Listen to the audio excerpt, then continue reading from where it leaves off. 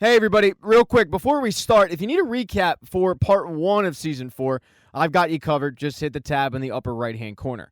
We'll start out Chapter 8 in Russia with Hopper, Joyce, Murray, Yuri, and Dmitri. They're trying to find a way out of the Russian prison. And they have to hurry, because the Demigorgon is quickly picking off Russian soldiers one by one.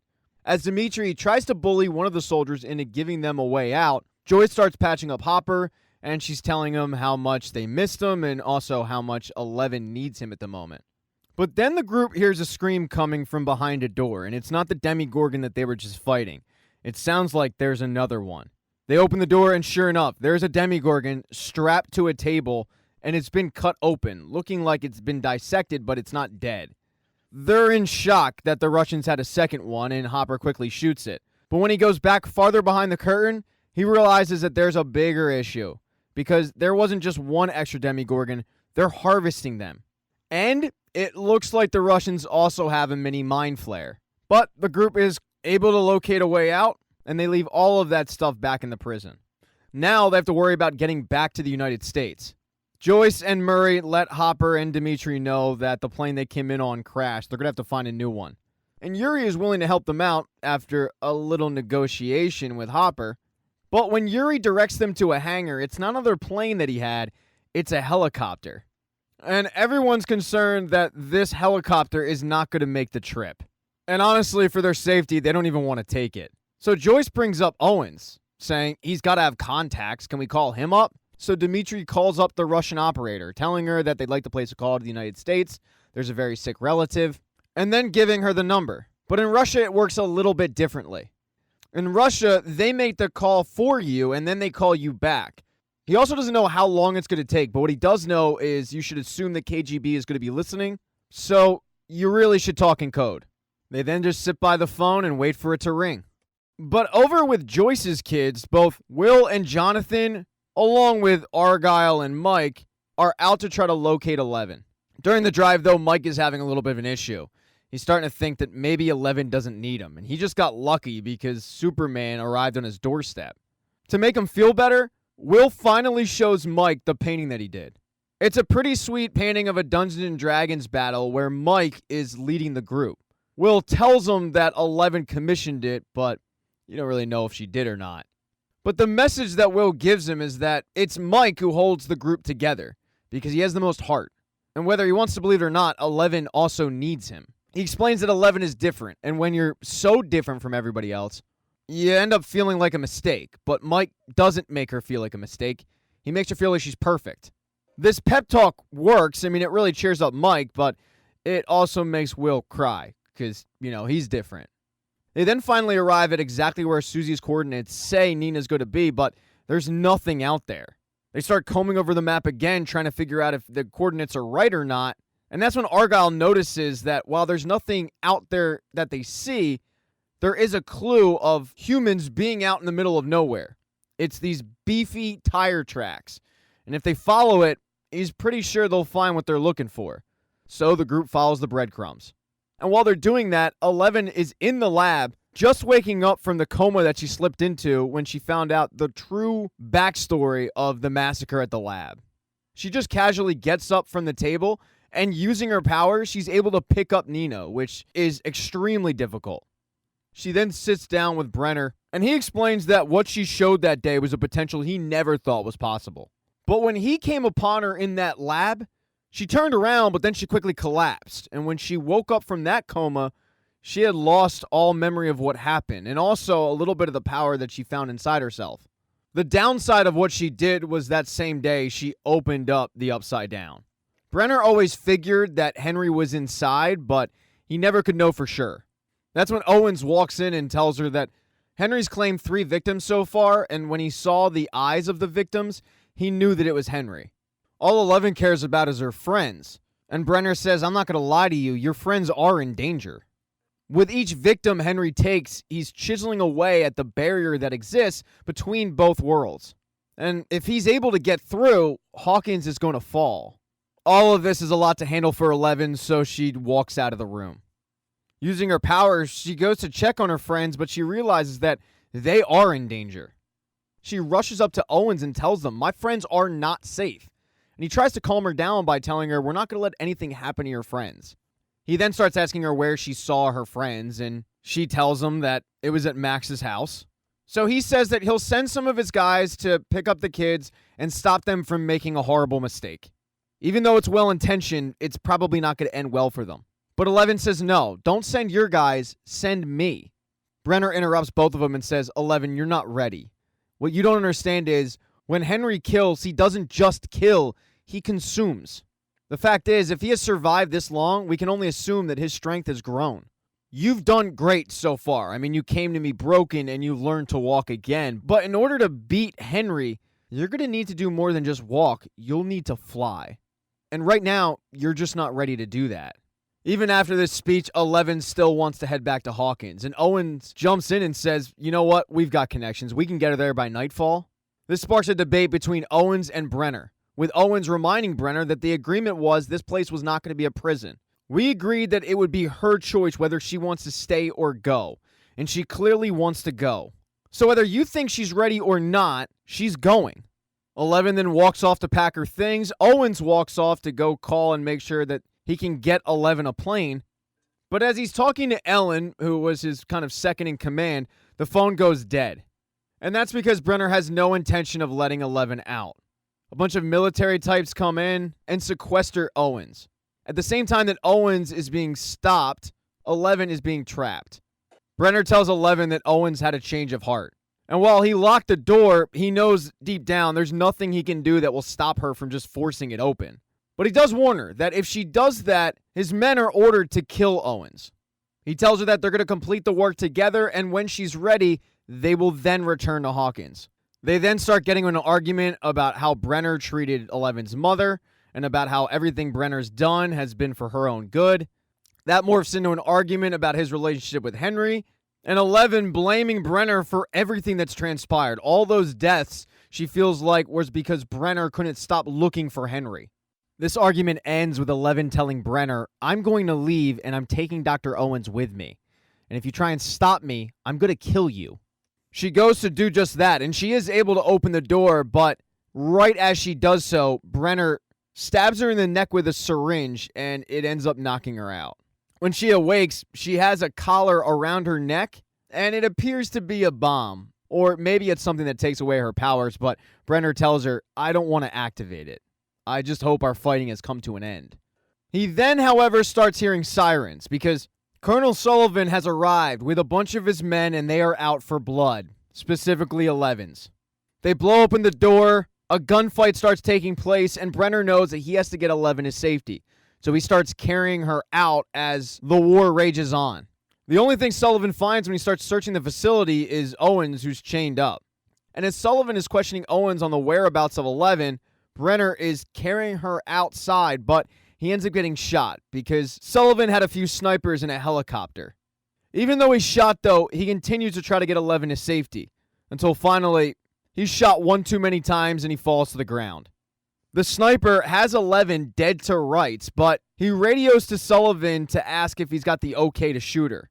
Owens, who overhears this, tries to save 11's life by saying, I can contain her, I can knock her out, we don't have to do this, but Sullivan still gives the okay to fire. When the sniper goes to do that, though, he sees 11 standing up, and she's using her powers to take down the helicopter.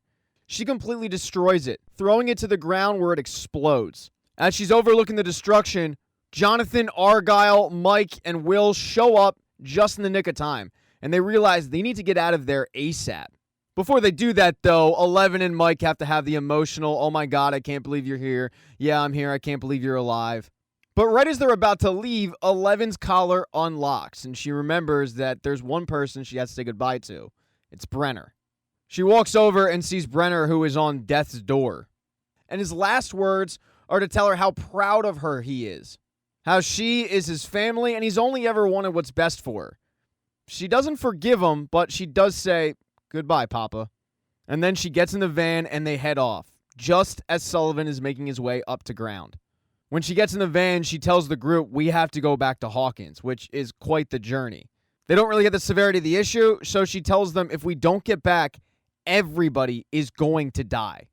And it's true. Hawkins is on a collision course for destruction, but that's because of Vecna. Nancy was able to get out of Vecna's upside down, but that's only because Vecna allowed her to leave. Vecna gave her a look into the future, telling her, I want you to show this to 11. And the future is really bleak. She sits down and tells the group exactly what Vecna showed her. But one of the things that he showed her was 4 gates. But what makes these gates different is they didn't stop growing. That's when Max mentions that Vecna's clock always chimes 4 times. And the murders that he's been doing haven't been by accident. They've been to open up those gates. He's already opened up 3, and Max was supposed to be the 4th. So they start thinking of what they're going to do, and the only idea Nancy can come up with is going back to the Upside Down, which nobody wants to do. But she tells them that the first time they went, they were ill-prepared. If they can get weapons and protection, they can just go, track down Vecna, and kill him. But Robin tells the group that that's really stupid because Vecna is like 11, but the difference is he likes to kill kids and he's super powerful. He's also not scared of them at all. Even if they go in, it's not a fair fight.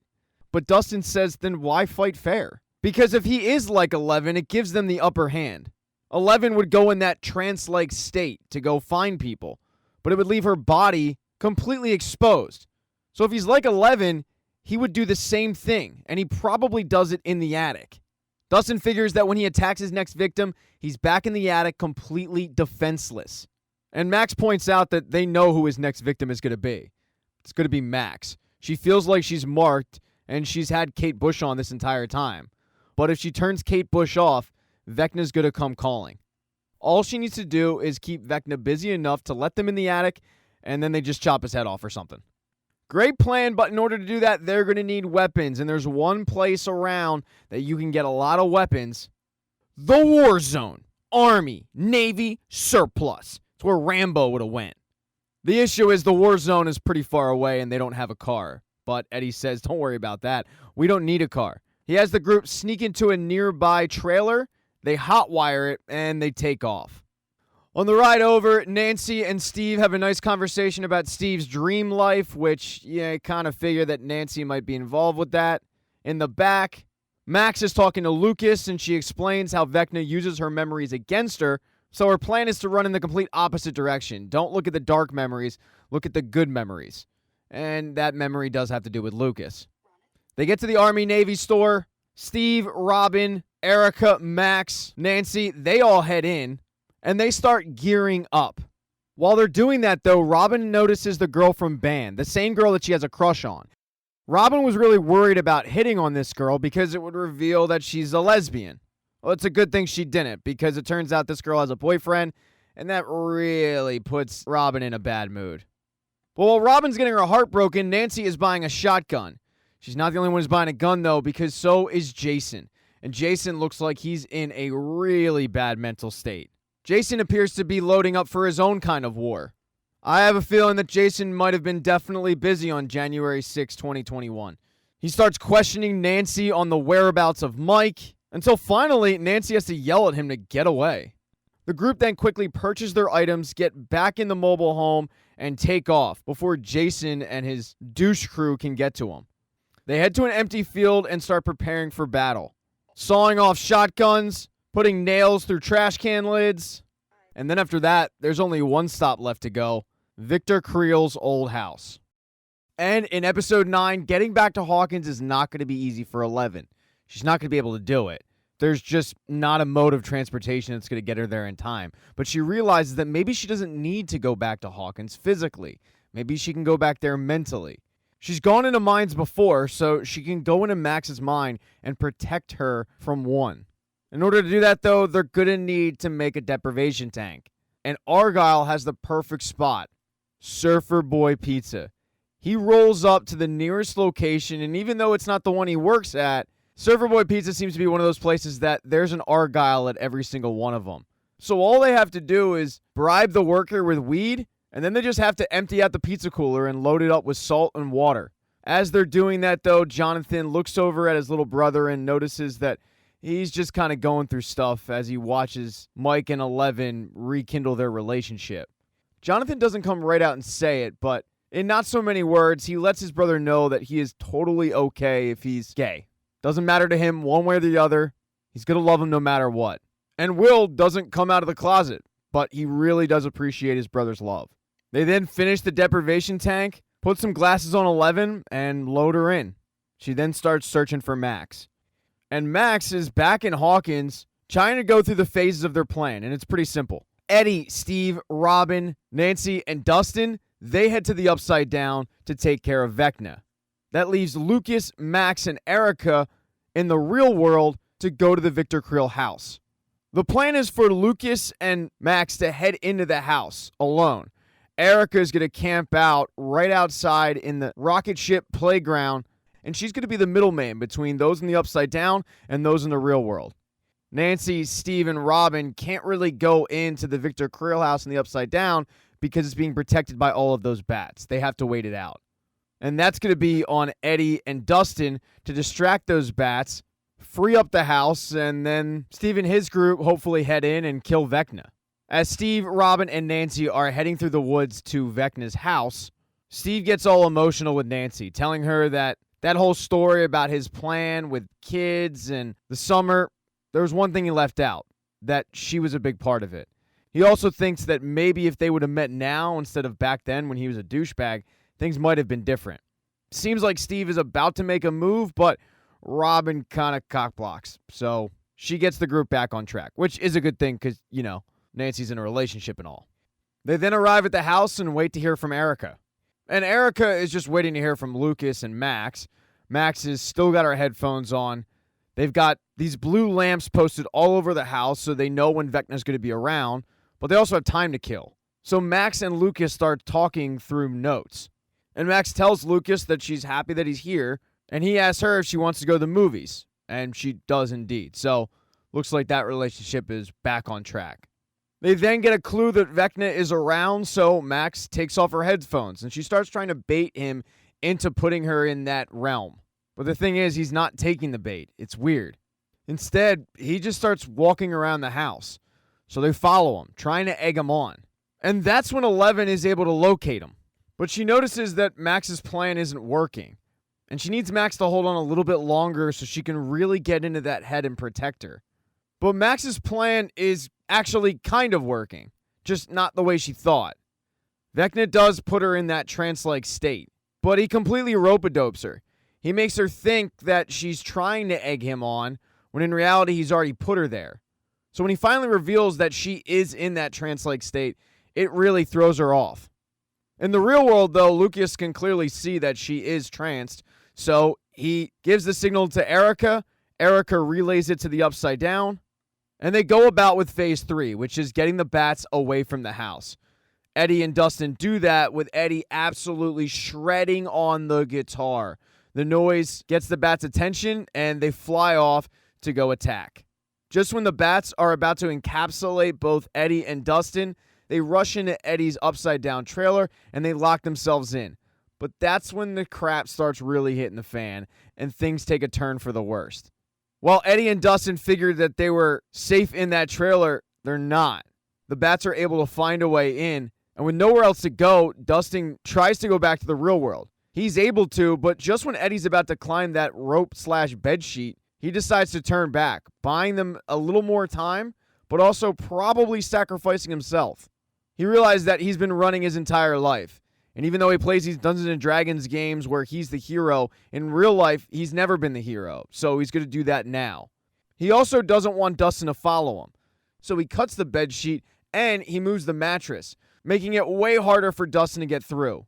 He then busts through the door, hops on a bike, and takes off like his life depends on it, with the bats following him. Dustin, though, is not ready to leave a man behind, so he does find a way through the gate, but with the lack of the mattress, he ends up injuring his leg pretty badly. When he finally makes his way outside, he sees that all of those bats have surrounded Eddie and they're attacking him, and Eddie's not doing great. When Dustin is finally able to get to Eddie, he sees that Eddie killed just about every one of the bats, but he's on death's door. He has a very emotional conversation with Dustin where he's saying goodbye, and Dustin's saying, "I'm not letting you go. You're going to have to relay these messages yourself." But in the end, Eddie Munson doesn't make it. It's also not going great for Steve, Robin, and Nancy. They headed into the Vecna house without the bats around, but the Vecna house is covered with a bunch of vines. And if you touch one of those vines, it's like a living thing. They all can feel it. But Robin ends up losing her balance a little bit, touching one of the vines. It wraps up Robin, it wraps up Steve, and it wraps up Nancy, and they cannot move. And it's not like things are going great in the real world. Jason and his buddy got a tip that there was something going on in Victor Creel's house. So they headed over there to find Erica outside. Jason's one buddy chases after Erica as Jason himself heads into the house. And what he sees kind of confirms his previous suspicions that there's a cult going on. Because he finds Lucas, and then he finds Max with her eyes rolled in the back of her head, and she's clearly not responding. Jason just figures that there's some satanic ritual going on, and Lucas tries his best to explain to Jason what's going on, but it's really tough to believe for Jason. As those two are battling with miscommunication, a few feet away from him is Max, who is still in that trance-like state and is trying to avoid Vecna at all costs. She's doing a pretty good job, and her trick of thinking of good memories does work. She thinks really, really hard, and next thing you know, she's not in Victor Creel's old house. She's back at the school dance, the same school dance where she kissed Lucas for the first time, although she's the only one there. But Vecna is trying to get to her. Slowly, the dance starts changing. The music starts changing. You start hearing Ella Fitzgerald. Plants start dying. It's only a matter of time before Vecna is able to get inside the gym. She starts trying to think of more good memories to keep Vecna at bay, but he forces his way into her mind and he shows her what's going on with her friends. This allows him to get into the gym, and he throws Max against the wall where he has plans on killing her. But as Vecna raises his hand to kill Max, that's when he gets thrown back, because 11 has been able to locate Max and get in and defend her. 11 throws one into the bleachers, and she goes to check on her friend. Max can't believe that 11 is there. She thinks that maybe she came up with it, but 11 says, "No, I'm real. I was able to get in your mind from a pizza dough freezer." But they don't have a ton of time to chit-chat and get caught up, because it's not like Vecna's dead. He crawls out of the broken bleachers, and he and 11 square off. She tells Vecna that if he gets any closer to Max, she's going to kill him again. Vecna kind of chuckles at that notion that he was killed. And the fact is, Henry's been waiting for this moment to get revenge. He and 11 start fighting, but it's not really much of a fight. Henry is more powerful than Elle. He's able to easily control her, and he tells her, "Before I kill you, I want you to watch." Then he throws her through a portal and to the broken Victor Creel house, the same place where Vecna tried to kill Max the first time. And just like Max, 11 gets tied up in the weeds, and there's nowhere for her to go. 11 has to watch Vecna carry Max and tie her up right next to her. In order to buy herself a little bit of time, 11 tells Vecna that Papa's dead. She starts trying to reach the human Henry, telling him that there's no excuse for what Papa did to him, but there's also no excuse for what he's about to do, because he doesn't have to do it. He doesn't have to kill. But Vecna tells her, "Brenner did not make me into this. You did." He then gives her the backstory of what happened when she threw him through the gate and seemingly killed him. Well, clearly it didn't kill him. But he really came upon a dreamlike situation for himself. It was a land that wasn't contaminated by humans. It really became a blessing in disguise, because the first day he found the most extraordinary thing of all. It was the mind flare. That's when 11 realizes that everything has always been Henry. And he says, "Yeah, all I needed was someone to open the door, and you did that for me. And you didn't even realize it. And then when you finally did realize it, you chose to resist. So I sought a means to open my own doors. I sought your power. So once again, you freed me." The realization that she might have been the one to cause all of this is really upsetting for her. But the realization that it's over and her friends have lost, that's even worse. He then walks over to Max and gets ready to open up the fourth gate by killing her. He puts his hand up, and as he does that, back in the real world, she starts levitating up, which catches the eye of Lucas, who was done trying to convince Jason that all of this wasn't some satanic cult. The two ended up getting into a fist fight. Lucas was getting his ass kicked, and that stopped Lucas from being able to do anything about it. He just has to sit there and watch Max. Watch as her wrists break. Watch as her ankles break.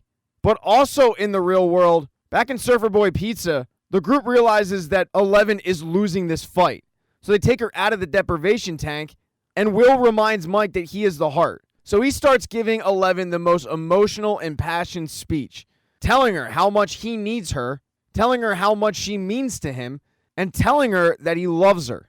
It's enough to give 11 the strength to bust through the vines and throw Vecna back before he can fully kill Max. With Vecna thrown back, it also affects the vines in the Victor Creel Upside Down house. It frees Nancy, Steve, and Robin, so they walk up to the attic, and sure enough, there's Vecna. His body is completely defenseless, and they start chucking Molotov cocktails at him. This affects the Vecna that is talking to 11 in that trance-like state. Right before he completely disappears, he tells 11, "This makes you feel like you and your friends have won. But the truth is, this is the beginning of the end. You guys have already lost." And then he disappears, because he has to go deal with the fact that his actual body is on fire. He tries to fight through it, but multiple Molotov cocktails and Nancy's sawed-off shotgun do the trick. She ends up shooting his flame-covered body, and it falls out of the top floor window and down to the outside pavement. When Nancy, Steve, and Robin get downstairs to the door, they notice, though, that his body is gone. Back in the real world, things are not going great for Lucas, though. Both he and Erica were able to find the strength to, in Erica's case, get away from her bully. In Lucas's case, knock Jason out. But Max is the first one to get injured by Vecna and not die. But as I said, her bones are broken, and to make matters even worse, she's bleeding from the eyeballs, and it's eyeballs that are not working. She can't see. Erica runs up to see what's going on, and Lucas yells at her to go get an ambulance. Lucas starts begging Max to stay with him and hold on, but she can't. She ends up dying, and when she dies, the fourth gate opens right away. It shakes the core of not just the Upside Down world, but Hawkins as well. The gate rips open, killing Jason, but also making Hawkins look like an absolute war zone. Max is only dead for 1 minute, though. 11 could see what was going on with Lucas and Max, and she decided Max wasn't going to die. So she tries to use her powers to bring her back to life. She then wakes up, and her, Jonathan, Mike, Will, Argyle, they head to Hawkins, Indiana. 2 days later, they arrive, but there's not a lot of traffic going in. A lot of people are fleeing. The news reports are saying that it was a catastrophic earthquake, but the group knows that that's not true. The news is also reporting that this earthquake was caused by a satanic cult who opened up the gateway to hell. It's the explanation for the string of high school students who were recently killed. And the guy they're pinning it on is Eddie, who is missing. While some of Hawkins is out looking for Eddie, most of Hawkins is busy recovering. There's a lot of support going on at the high school, so Nancy, Steve, Dustin, Robin, they get some belongings, load up a car, and they get ready to head over there to see what they can do to help out. But that's when the Surfer Boy pizza truck rolls up. Both groups give each other huge hugs, and Dustin lets them know that Lucas isn't there because he's at the hospital with Max. So the California group heads over there to be with Lucas and Max. And Max is on the mend, but she's in a coma-like state. She's not responding, and the doctors have no idea if she'll wake up. 11 tries to use her powers to see if she can communicate with Max, but when she goes into the darkness, she's the only one there, and that is really concerning. As the California group headed to the hospital, the Hawkins group headed to the high school. They drop off the goods that they brought, but then they start helping out. Robin starts making sandwiches, but she's not the only one making sandwiches because it turns out the girl she had a crush on is also there doing the same thing. The girl, who, by the way, is named Vicky, I don't know if I've said that before, lets Robin know that her boyfriend broke up with her. After he saw what was going on with Hawkins, he decided that college was better suit for him. But it turns out these two have a lot in common. Like, they have a tendency to ramble on and on. They also seem to get really nervous around each other. So while Vicky seems like she's straight, it could be a situation like she gets to college, she starts experimenting. Next thing you know, she goes, you know what? Maybe I want to play for the other team. I'm not judging. As Robin and her band friend are making sandwiches, Dustin starts handing out drinks to people that need it, but then he notices that Eddie's uncle is hanging missing flyers, but most of the missing flyers have been defaced, so Eddie's uncle has to take the old ones down and put new ones up.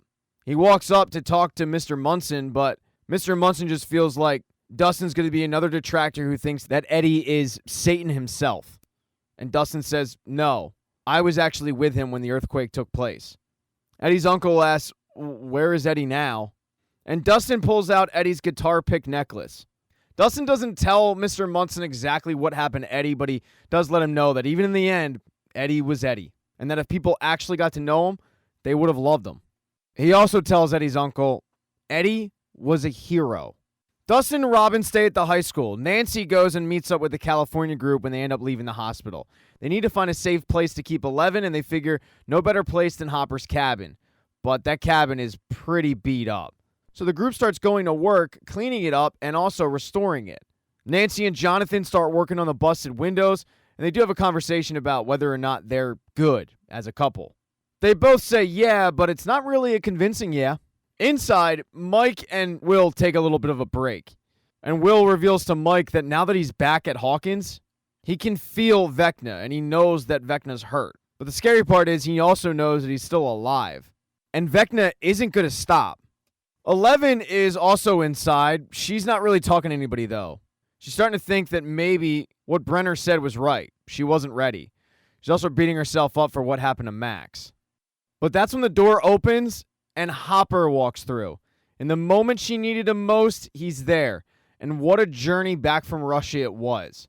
They never got in touch with Owens. They got in touch with his second of command, who let them know that Owens was indisposed and he was working with a bunch of kids, and they were able to figure out that that meant 11 and Joyce's kids as well. So while Yuri worked on the helicopter, Dmitri was instructed to actually make him work on it. Make him realize that they need to get back to America. While he did that, Joyce, Murray, and Hopper broke back into the prison. Because if their kids are in danger, one way to help them out is killing that mind flare that they saw in the prison. When they get back to the prison, though, it is an absolute disaster. The mind flare got loose, took over all of the Demigorgons, and killed just about everybody. But the good news is, Hopper, Joyce, and Murray came armed. Mainly with a flamethrower. Hopper figures that all he has to do is trap them inside the pit, and then they can kill them off. So he does that, using himself as bait, and Murray torches all of them. All but one. That leaves Hopper to fight a Demigorgon only using a sword because he's out of bullets in his gun. And Hopper goes all King Arthur on this bitch. Slicing him up, cutting off his head, and that is when Dmitri and Yuri show up in the helicopter that is suddenly working. So yeah, it was a long road back to 11. And Hopper and 11 share a very much needed hug.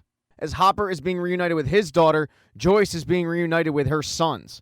And I cannot stress this enough. Joyce is the biggest ride or die chick in the world. She left her job, which by the way was a sales commission job, cashed in $40K in the 80s, headed to Russia to pick up Hopper.